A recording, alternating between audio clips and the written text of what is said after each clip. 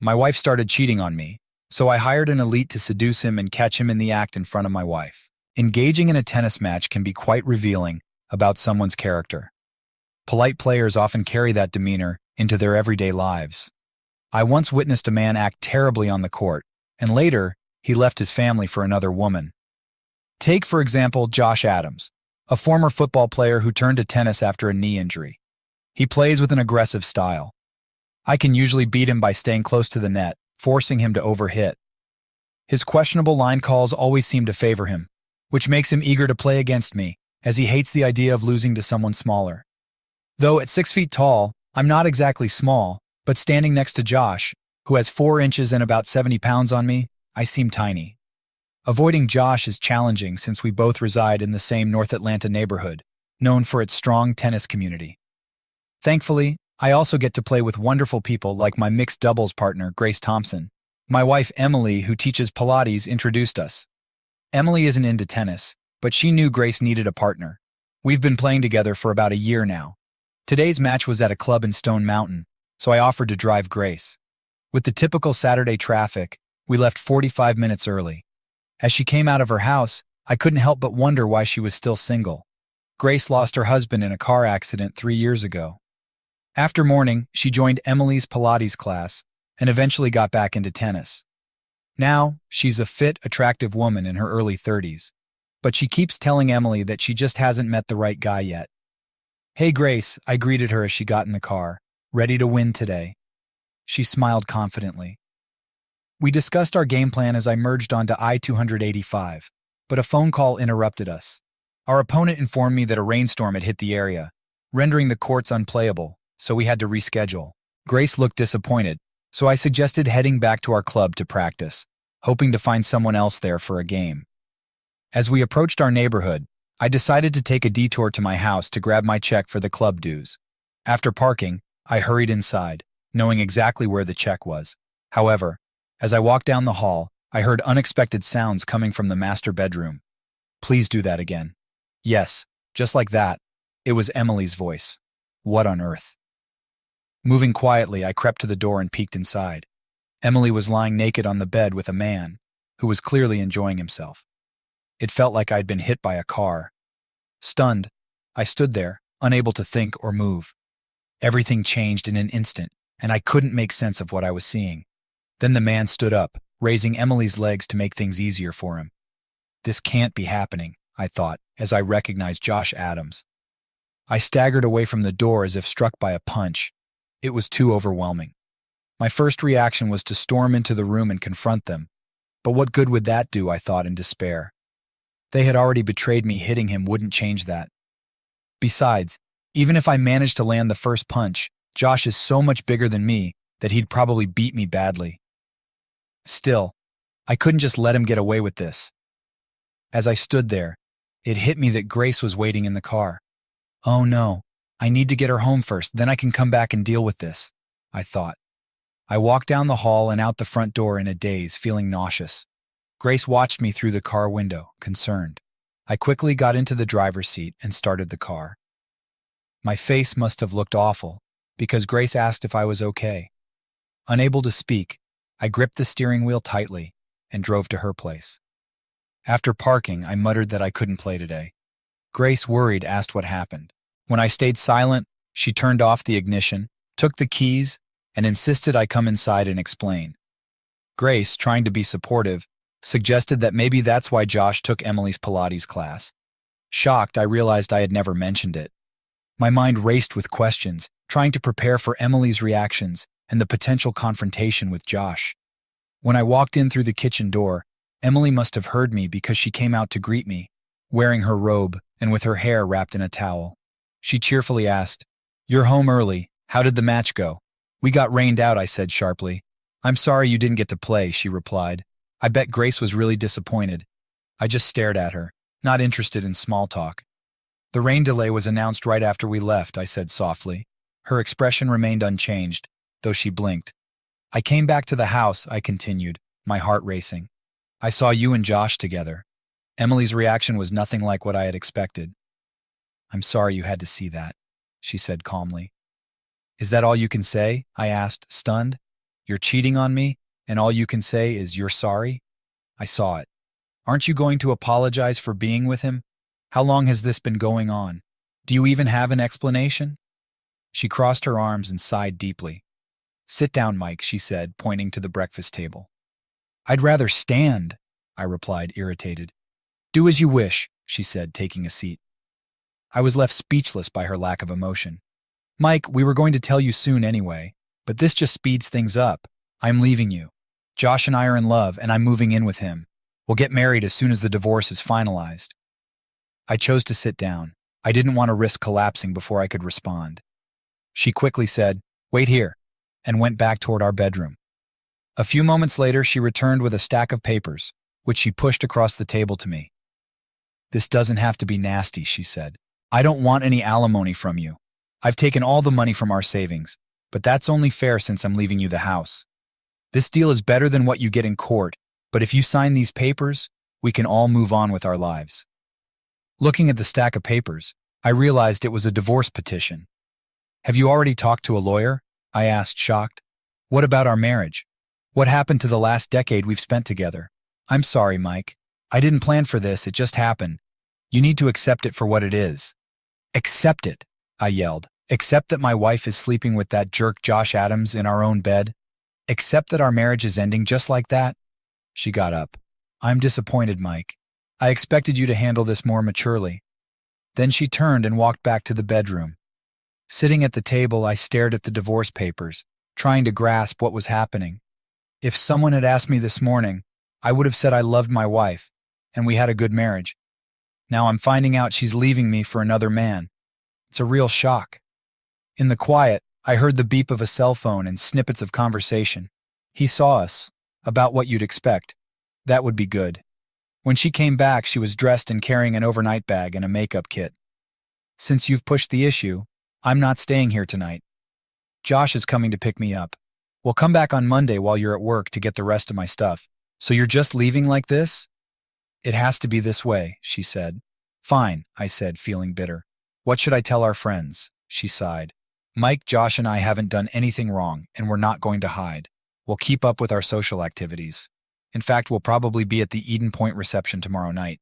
You don't need to tell anyone anything, because they'll all find out soon enough. At that moment, I heard a horn beep outside.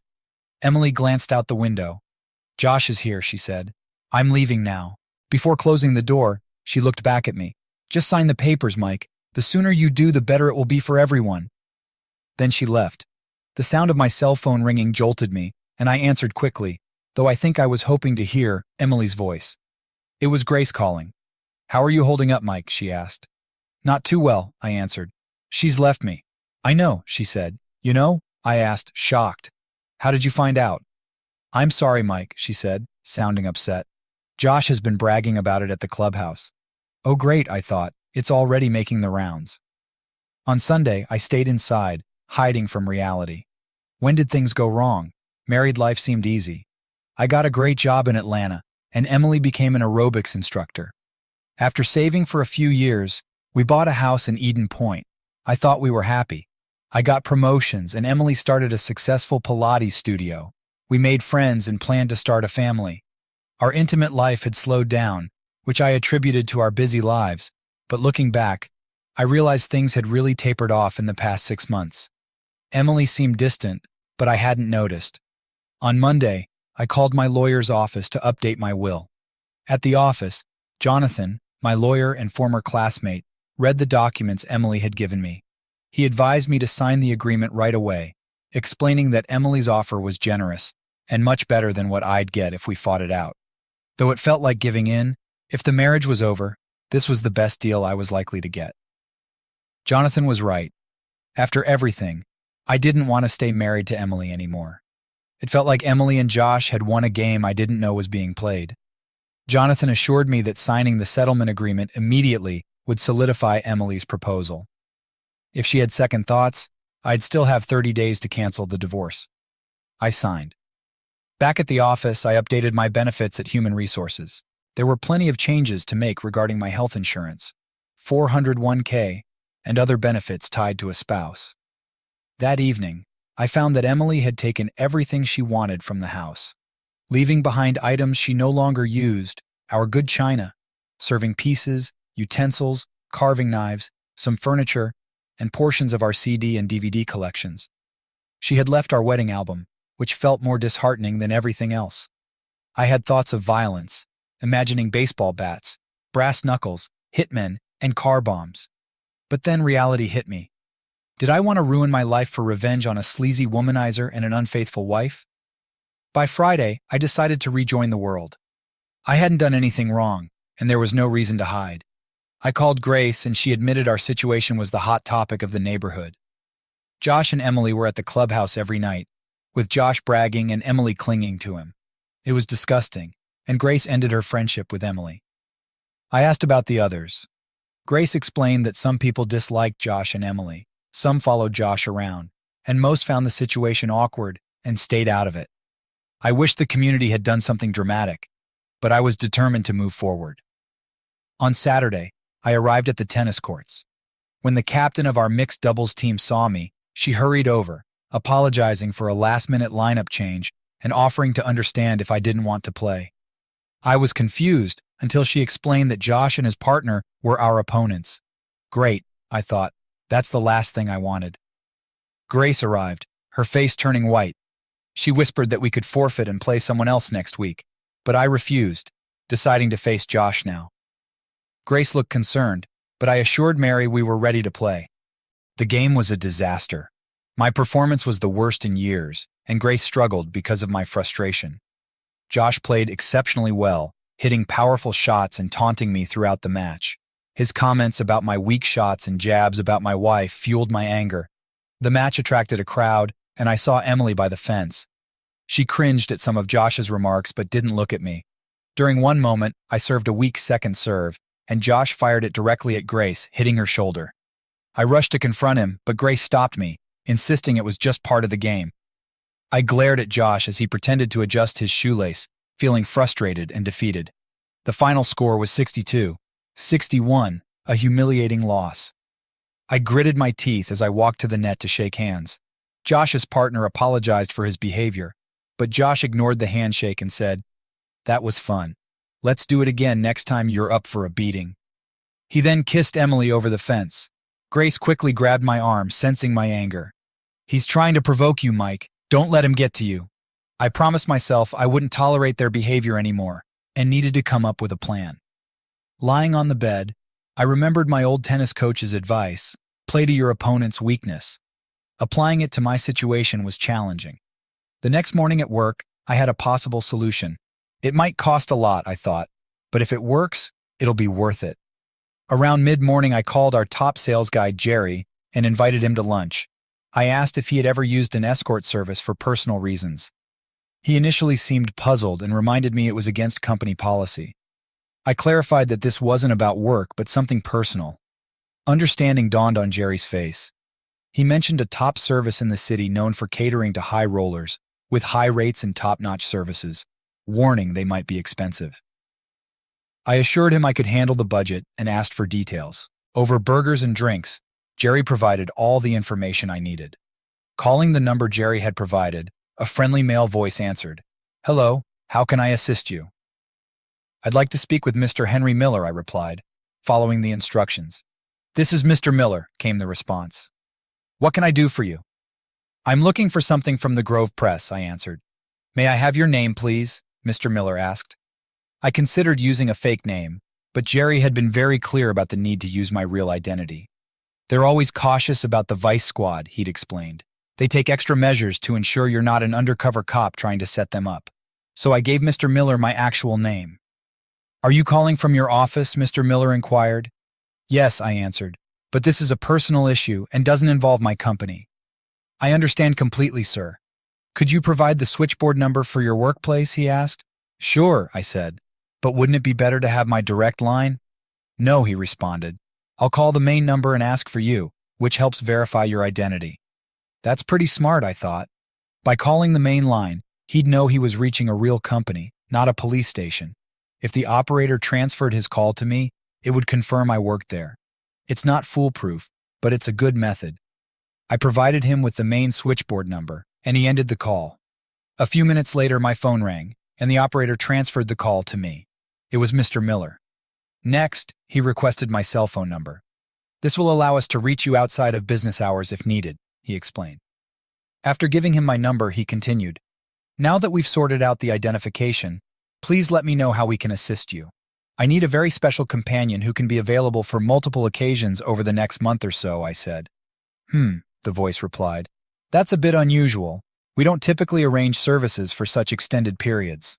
We might be able to accommodate you, but it will be costly." He quoted a price that shocked me. I swallowed hard. "That's fine, Mr. Miller." "All right. Do you have any specific requirements?" he asked. "Yes," I said. "She needs to look like a goddess." He laughed. "Beauty is subjective, sir, but I believe we can find someone who meets your expectations." He then asked, "Do you have a pen handy?" When I confirmed that I did, he gave me the address for their website. I noticed the URL began with HTTPS, indicating a secure connection. After I noted it down, he amusingly instructed me to use Anais Nin as the username when prompted and provided a numerical password. Keep in mind, sir, that both the username and password will change once you've made your selection. This is to ensure both your security and ours. When I confirmed, the representative explained my credit card would be charged after selecting a companion and scheduling a session. A 25 gratuity was also customary. I hoped this plan would work to avoid ending up broke and embarrassed. The representative told me to visit their website to make my selection and ended the call. That evening, I accessed the escort services website with the provided login. The main page featured stunning images, resembling a Victoria's Secret catalog. Trusting Jerry's recommendation, I proceeded. I intended to choose a blonde, but a dark-haired woman named Rana caught my eye. I clicked on her profile, confirmed the meeting, and entered my credit card details. The screen went black, logging me out. Trying to revisit the site, I found my login credentials no longer worked. Their strict security impressed me, giving me confidence in their service. The next day, I anxiously awaited Rana's call. At times, I considered backing out due to the high cost and uncertain outcome. However, a visit to the break room, where two secretaries stopped talking and looked away when I entered, reminded me of the office gossip. The sting of being their topic strengthened my resolve. I refused to remain a victim. It wasn't until after dinner that my cell phone rang. Answering it, I heard a pleasant voice say, "Hi, Mike. This is Rana. I'm excited about meeting you." I suggested we meet for dinner to go over my request. Here we go, I thought. The grill wasn't crowded, fitting my needs perfectly. When she walked in, it felt like all eyes were on her. She approached confidently, shook my hand, and introduced herself. Her presence was stunning, making me stare in awe. She chuckled and asked how she looked. Her dark eyes, high cheekbones, full lips, and athletic yet feminine figure were mesmerizing. Rana smiled, breaking the silence. I mumbled an apology, feeling embarrassed. The waitress, captivated by Rana, asked if she was on television.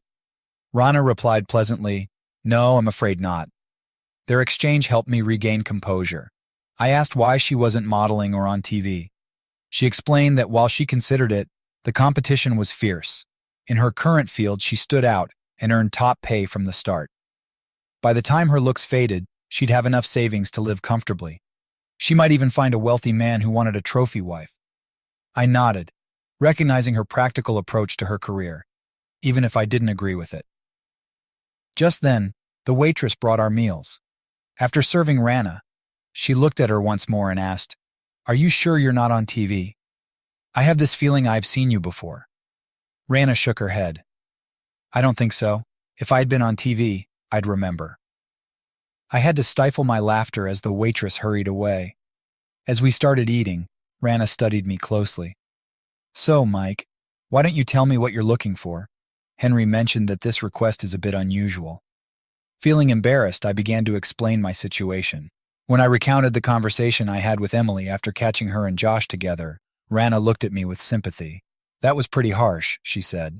When I described Josh Adams and his behavior, she nodded in understanding. "I've encountered many like him." After delicately wiping her mouth, she folded her hands on the table. "So, what exactly do you want to achieve, and what's my role in all this?" For the next 15 minutes, I laid out my plan for the coming month.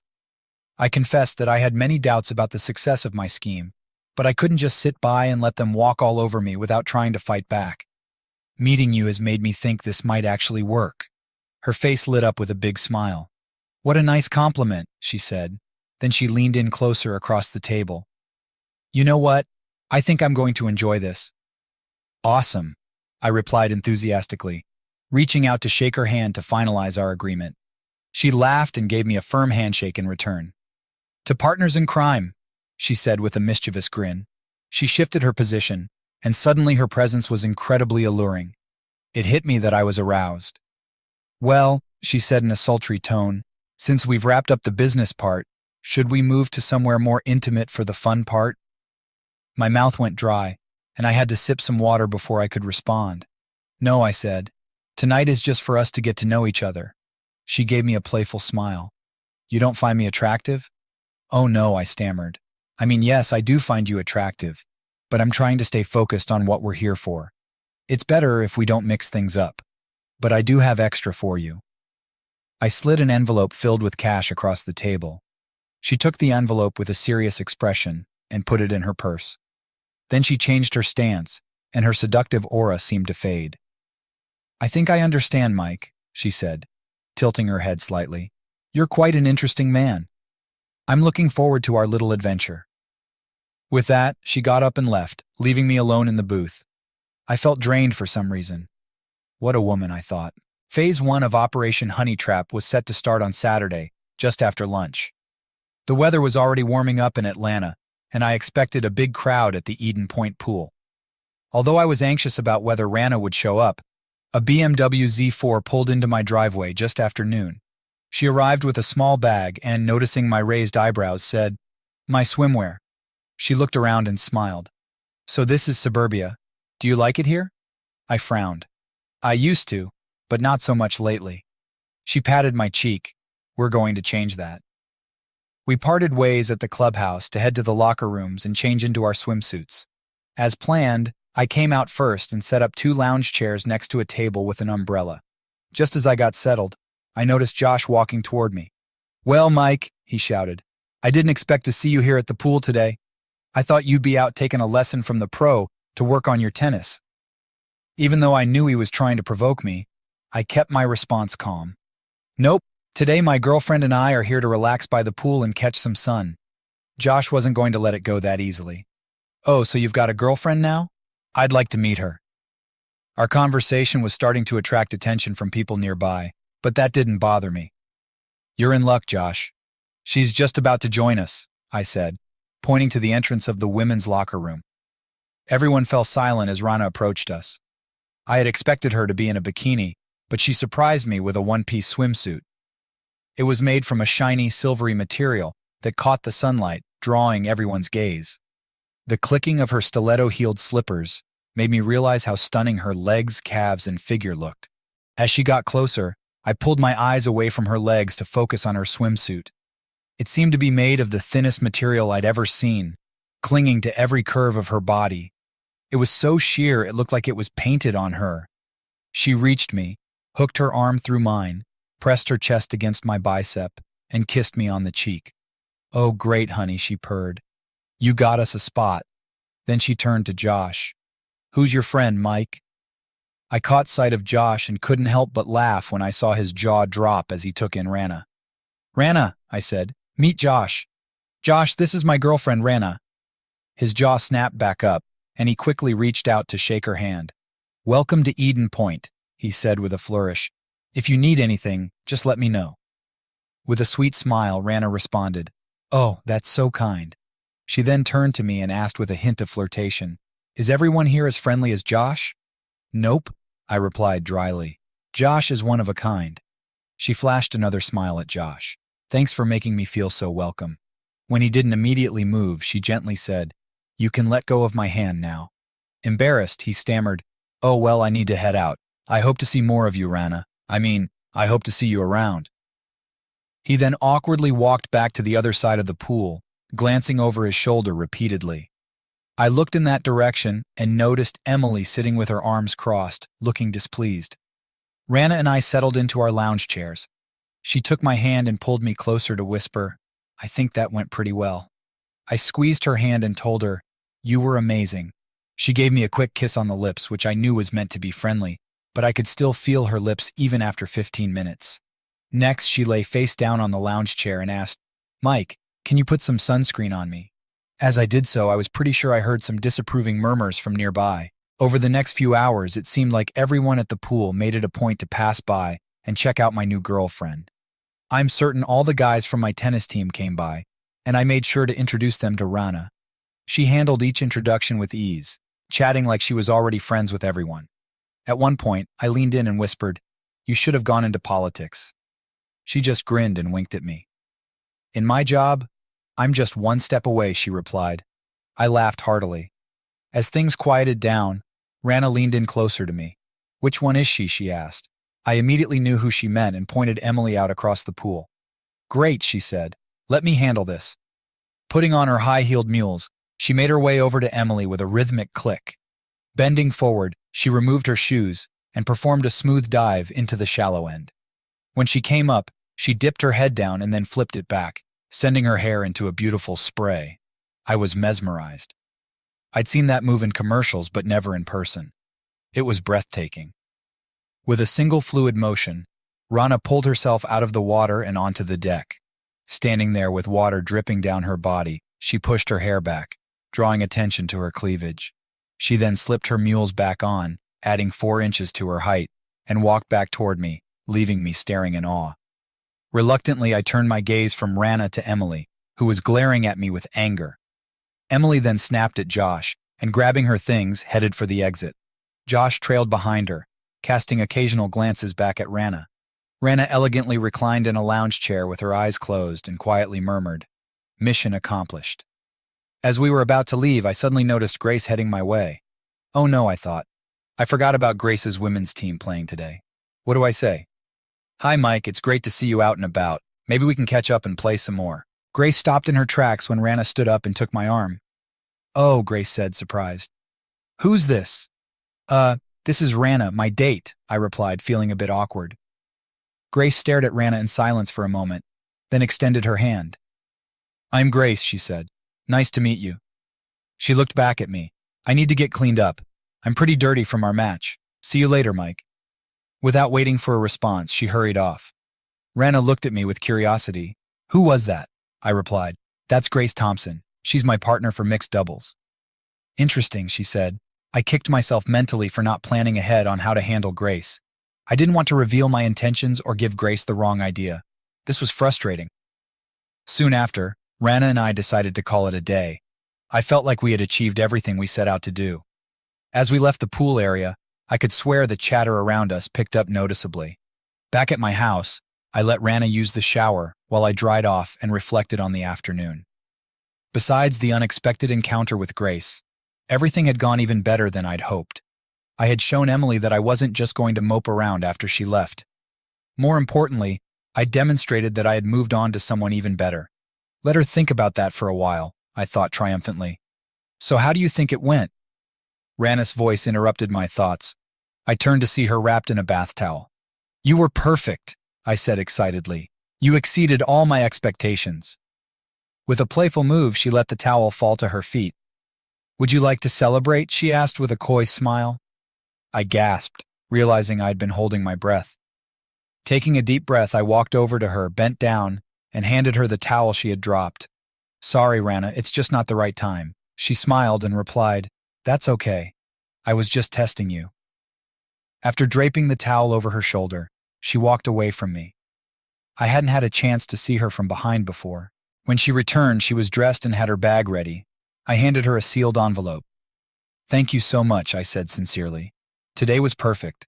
She tilted her head in that distinctive way she had and asked, Do you want to get back with Emily? I flinched at the question. No, I replied firmly. That wasn't just a mistake or a moment of weakness. She threw me away like I was nothing, and I'd never take her back under any circumstances. That's what I figured, she said. I was just curious. So, are we still on for next week? Definitely, I said with a wide grin. Throughout the week, I made sure to attend tennis practice at the club. I wanted everyone to see that I was done hiding. Good to see you back and making an impact, our team captain said. My teammates greeted me with pats on the back and knowing winks. I overheard someone say, Lucky son of a gun.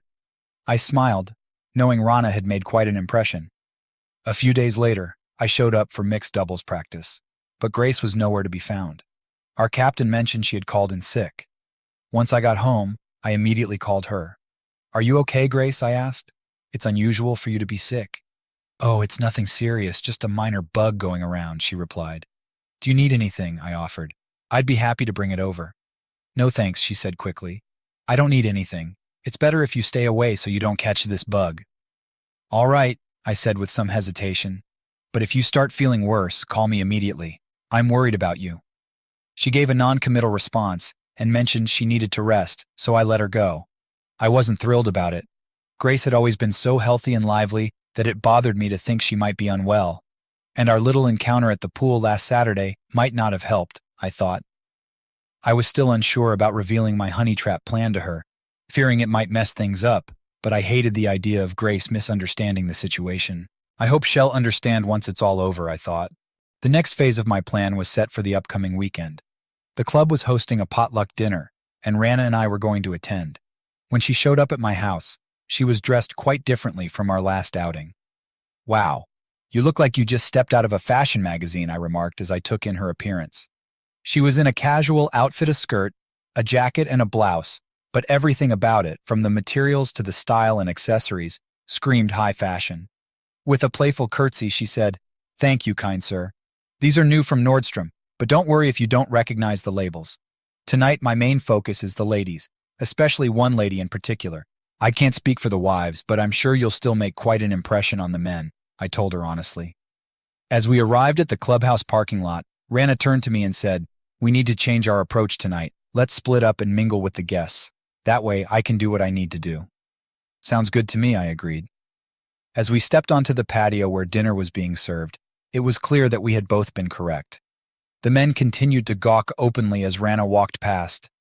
The wives were more reserved, but still made plenty of remarks about Rana's outfit. A few of the more outgoing women even approached her to ask where she got her clothes, and Rana quickly found herself chatting and sharing shopping tips with them. After mingling for a while, Rana and I reconvened for dinner. "How's it going?" I asked her quietly. "Well, I've been quite busy," she replied seriously. "I've learned a lot about what the wives think of the situation with you, Emily, and Josh. More importantly, I've made things difficult for your ex and have been flirting quite a bit with her fiancé. She's definitely not happy about that." I couldn't help but smile. It was clear that Rana knew exactly how to play her cards. While I was talking with one of my teammates, Emily came by and signaled for me to follow her. When she turned to face me, her face was flushed with anger. "Looks like you didn't waste any time getting back into the dating scene," she said with irritation. "I didn't realize there was a waiting period," I replied with a hint of sarcasm. "Really? It seems to me that you're punching above your weight with her. Where did you find her?" "I never met her when we were together. I met her through work," I said casually. "You might want to be careful," she warned. "She looks like she could be too much for you to handle." I couldn't resist responding. "Actually, Emily, I handle her just fine." "Is that so?" she snapped. "You better keep her away from Josh." With that, she stormed off. I smiled to myself. Everything was unfolding just as I had planned. Just then, I noticed Grace carrying a tray of food. Although I knew she was on the entertainment committee, I wasn't sure if she'd be well enough to attend tonight. I quickly went over and took her arm. She blushed when she saw me. "I'm really glad to see you're feeling better," I told her. "You should have called me to let me know you'd be here tonight. I wasn't sure until the last minute, Mike. Besides, I figured you'd be with your new girlfriend, and I didn't want to interrupt." At that moment, Rana walked by, laughing and chatting with one of my teammates. "Looks like I was right," Grace said, clearly irritated. She began to walk away, but I stopped her by grabbing her arm. "Hold on, Grace. We need to discuss our next match." After a brief pause, she seemed to make up her mind. "Actually, Mike, things have gotten really busy for me lately, so I've decided to drop mixed doubles and focus only on the women's team." I was taken aback. "You can do that, Grace," I exclaimed. "Who will be my partner now?" Grace glanced past me, and I turned to see Rana standing nearby. "You'll find someone, Mike," Grace said. "Now let me go. I need to get this food out." Once I released her, she quickly walked away. Rana took my hand and guided me to an empty table. After we sat down, she leaned in and whispered, "Just so you know, That girl has feelings for you. What? No way. That's absurd. She's just my tennis partner. She was in Emily's Pilates class, and if I'm not mistaken, Rana continued, disregarding my denial, you might have some feelings for her as well. I don't, I argued. You're completely wrong about that. She's just a good friend. Maybe, she said, clearly doubtful. Anyway, I think we've done enough for tonight, so let's head out. Back at my house, I asked Rana to fill me in on what had happened with Emily and Josh. She gave me a smug smile. I went over to where they had the food and made some nice comments about it. Emily clearly didn't like me being there, but she couldn't do much about it. Then I complimented her outfit, which forced her to return the favor. I told her where I bought it, and I could see she recognized the brand and knew how expensive it must have been. She didn't say anything, but her eyes were practically green with envy. That sounds just like Emily, I remarked. She's really into fashion and takes pride in her clothing choices. Then Rana went on. One of the other women asked Emily to help in the kitchen. Even though she didn't want to, Emily had to leave me alone with Josh. As soon as she was gone, I took the opportunity to sample their dish again. While she spoke, Rana mimicked her actions. She bent over slightly, causing her blouse to fall away and reveal her ample cleavage, barely held in place by a thin bra. Then she made a scooping gesture with her finger, tasted it with a suggestive slurp, and stared at me with such intensity that I could almost feel the heat. Standing up straight, she flashed a grin, clearly enjoying the effect she'd had. Once I had Josh's attention, I really started flirting with him. I asked if he'd played football, which gave him a chance to brag. While he was boasting, I ran my hand over his chest, commented on how much bigger he was compared to you, and told him I like big men. She chuckled. I thought he was going to lose it right there at the table. Wow, I said. It's no surprise Emily was so hostile. I do what I can, she said with a hint of false modesty. And I can't believe Josh actually thought you were hitting on him, I added. She laughed scornfully. Men like Josh are so full of themselves that they never doubt a woman's interest. The ironic part is they're often the worst lovers. I couldn't help but smile at that. If what Rana said was true, it would serve Emily right. I handed her the envelope. Do you think we're set for the next phase? Absolutely. The club's dance will be perfect for our plans. She then headed toward the front door. What? No seduction attempt tonight? I asked with a grin. She shot a playful smile over her shoulder. I wouldn't dream of it. Then, with a playful swing of her hips, she left me feeling a jolt of excitement. After Rana left, I cracked open a beer and settled down to think about everything that was going on. On one hand, I felt pretty good about how well the honey trap was working. Even though Emily had moved on, I knew she wasn't too thrilled about how quickly I'd found someone new, especially since my new girlfriend was way more attractive than Emily had ever been. While that was satisfying, I couldn't shake the concern about Grace. Could Rana be right? I wondered. Do I actually have feelings for Grace? From the first time Emily introduced us, I'd always liked Grace. She was slim, athletic, graceful, and had a friendly, outgoing personality. Yet, I'd always kept our relationship strictly friendly and professional, mostly because of Emily. I assumed Grace felt the same way, especially since she was still dealing with her husband's death. Reflecting on Rana's comments about Grace, I found myself questioning their validity. If Grace was interested in me, why was she avoiding me? And why did that bother me so much? For that matter, why had I turned down the chance to be with an incredibly attractive woman? Could my feelings for Grace be influencing this? Eventually, I gave up trying to figure it out and went to bed. Even if I had the answers, I wouldn't have known what to do next. I decided to stick with the plan I'd set in motion and keep focused. The annual spring dance at the club was a big event that always drew a large crowd. The women dressed up for the occasion, while the men reluctantly put on sports coats and sometimes even ties. I was hoping Josh and Emily would show up. I had briefed Rana on what to expect, so I was looking forward to seeing her outfit for the event. To my surprise and disappointment, she arrived in jeans and a t-shirt. Granted, the jeans were the tightest I'd ever seen, and the t-shirt clung provocatively, but I had expected something different. My expression must have given me away, because she lightly patted my face as she brushed past. You didn't think I'd risk ruining my dress driving over here, did you? Just let me use your bedroom for a bit, and I'll be ready soon. Already dressed in my sports coat and slacks, I fidgeted impatiently in the den while she changed. It feels like we're an old married couple. I mused with a chuckle. A few minutes later, her voice called out, "Mike, can you come here? I need your help with something." Heading to the bedroom, I opened the door to find Rana in the most provocative lingerie I'd ever seen.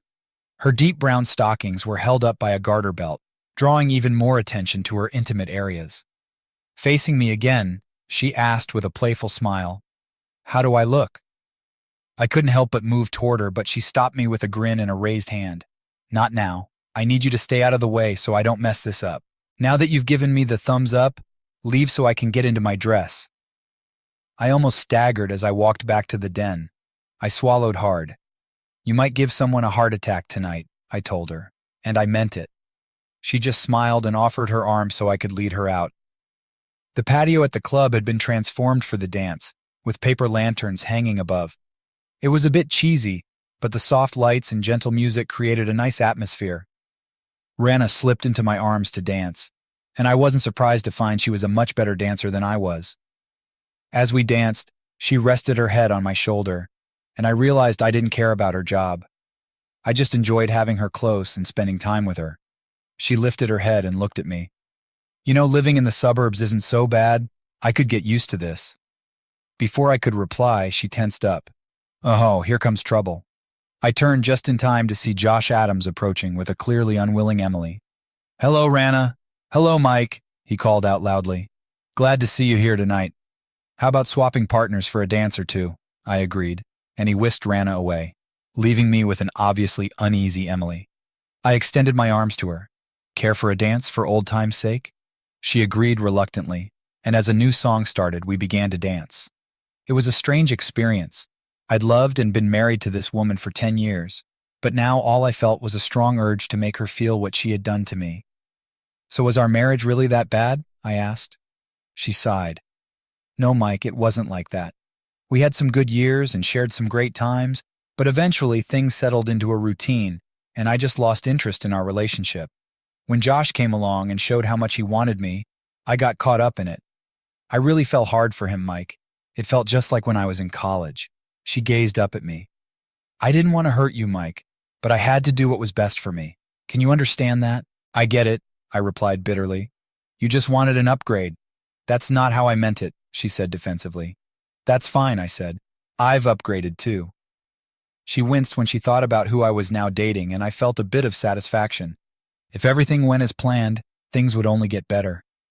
I looked up to see Josh and Rana walking toward us, arm in arm. "Here's your date back, Mike," Josh said with a smug smile. "Enjoy your night." Then he walked off, with Emily trying to keep up. Rana and I went back to dancing. "How did it go?" I whispered in her ear. Her voice practically radiated satisfaction. "The bait is set," she said. "He's convinced him into him. Hell, find a reason to leave Emily, and we'll meet up at the clubhouse after everyone's gone." "I'm a bit nervous about that." "The timing has to be perfect," I told her. "Leave that to me. Women are experts at these things." She then licked my ear, making me shudder. As the night wore on, I noticed that the crowd was thinning out quickly. I must have been scanning the room because Rana noticed. "Sorry, Mike," she said. "It looks like Grace didn't come tonight." "Am I that obvious?" I asked. "Like a glass window," she said with a smile. When we got back to my house, I pulled an envelope from my pocket and handed it to Rana. "I might not get a chance to give this to you later," I said, "so I wanted to make sure you got it." She took it with a hint of reluctance. After a moment of looking at me, her demeanor changed. The confident seductress was gone, replaced by a genuine, though still beautiful woman. "This has been the most unusual job I've ever had," she said, "and you're unlike any client I've worked with. It's been a bit frustrating at times," I blushed, "but I've really enjoyed it." I took her hands in mine. "When I started this revenge plan, I knew I needed someone special," I said, "but I never imagined finding someone like you. I'll always remember you." Suddenly I leaned in and kissed her. She lingered for a few seconds before pulling away quickly. She blinked rapidly and said, "I need to avoid smudging my lipstick."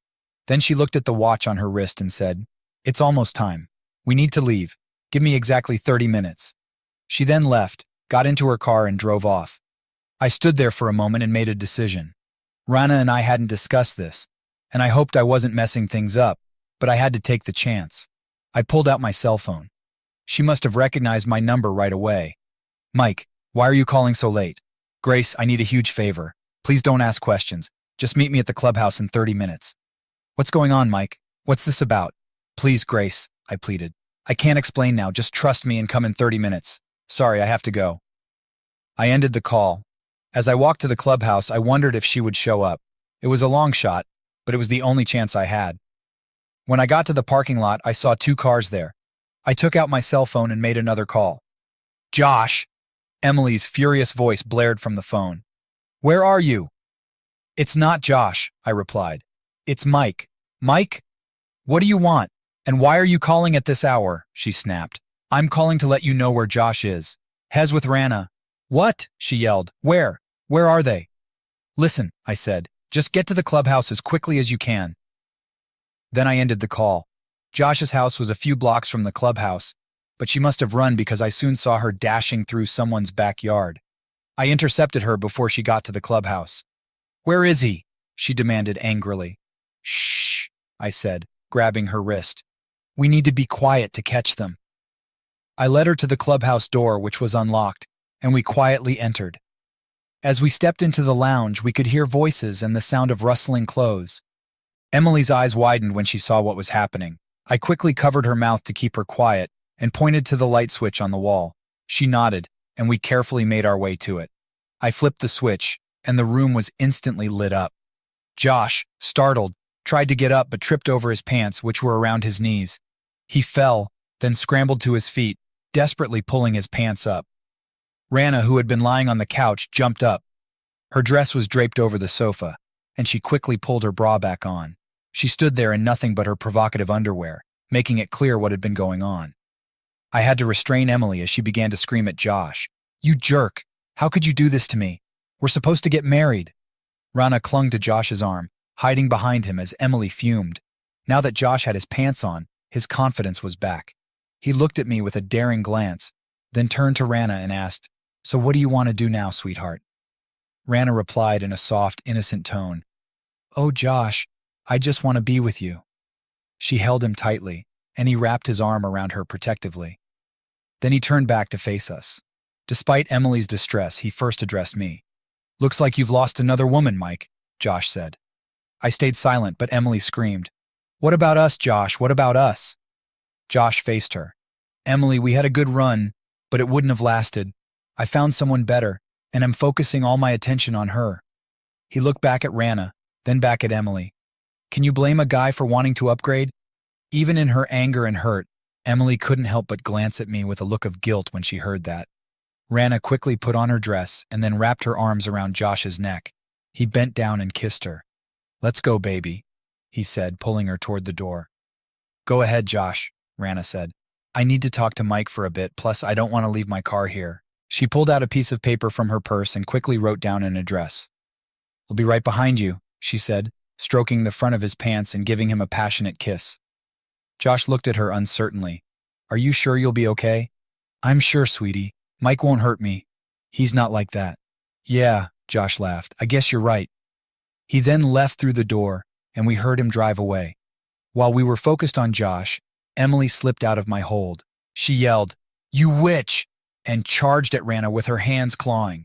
Instead of backing away, Rana stood firm. When Emily got close, Rana stepped aside, grabbed one of Emily's outstretched arms, and smoothly twisted it behind her back. Rana gave me a wink. I knew those self-defense classes would come in handy. As Emily kept struggling, Rana warned her sharply, If you don't calm down, I'll have to dislocate your shoulder. Emily stopped resisting, and Rana turned her to face her directly. Listen, Emily, there are a few things you need to hear, Rana said. I couldn't care less about your Neanderthal ex-fiance, and I have no intention of meeting him at the bar he's going to. Emily looked confused. But why? Why did I seduce him? That's my job.